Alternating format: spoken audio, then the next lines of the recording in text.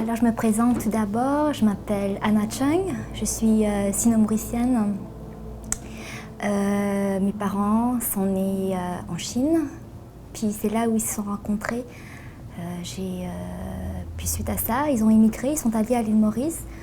Puis je suis née à l'île Maurice, j'ai une grande sœur et un petit frère.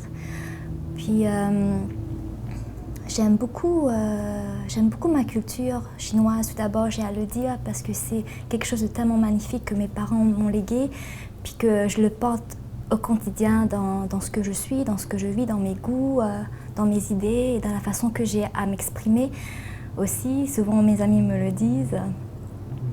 Puis pour moi, mon parcours de foi, c'est quelque chose que je voudrais vous partager parce que le fait que mes parents ont été bouddhistes, sont bouddhistes, j'ai à me positionner par rapport à ça. De toute façon, naturellement, mes parents m'ont amenée au temple et j'ai vu tout un peu leur culte, leur vénération.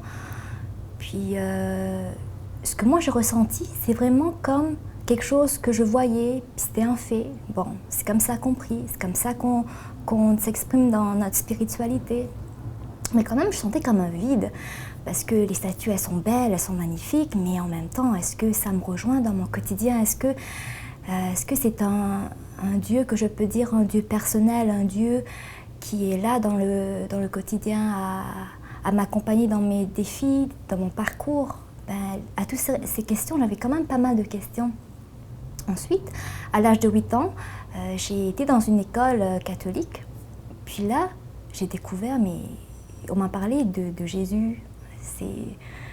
Je voyais des amis qui commençaient à prier, qui chantaient, qui étaient tout joyeux à connaître ce Jésus. Puis, en mon fort intérieur, je me suis dit, mais c'est qui ce Jésus? Puis il y a notre prof de catéchèse m'a dit, oh, tu veux savoir c'est qui Jésus? Là, de manière tout simple, elle m'a montré des petites photos, des images de Jésus tout simplifiées. Puis quand j'ai vu ces images, qui me marquent en fait, parce que c'était des images tout simples, puis j'ai dit waouh. Puis qu'elle m'expliquait comment c'était ce Jésus glorieux qui faisait tellement de choses pour l'humanité, pour l'homme pécheur bien sûr, mais qui était si proche. Un Jésus incarné qui répondait à toutes mes questions, à cette attente de connaître un Dieu personnel, que j'étais toute surprise. Et suite à ça, quand elle m'a dit qu'il y avait un seul Dieu, que c'était le seul Dieu, dans mon cœur d'enfant, j'ai tout naturellement adhéré à ça. Je dirais, c'était vraiment la grâce. C'était pas un coup de foudre, quelque chose de phénoménal qui est arrivé, un tremblement de terre. Mais dans mon cœur, tout s'est apaisé. Oui, c'est un Dieu seul.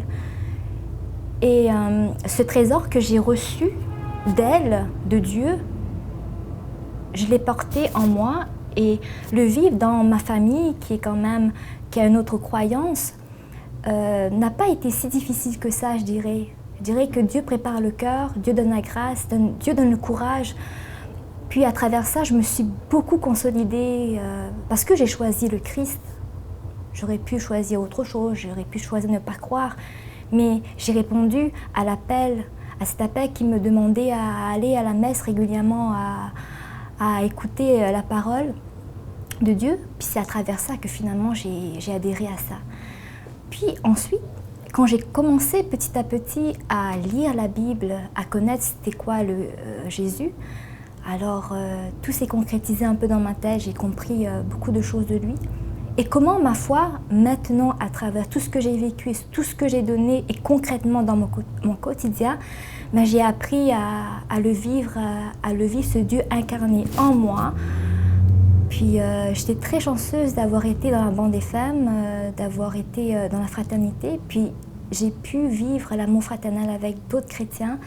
Et tout ça m'a appris à aimer de mieux en mieux mes frères et mes sœurs et à connaître un peu plus c'est qui Dieu.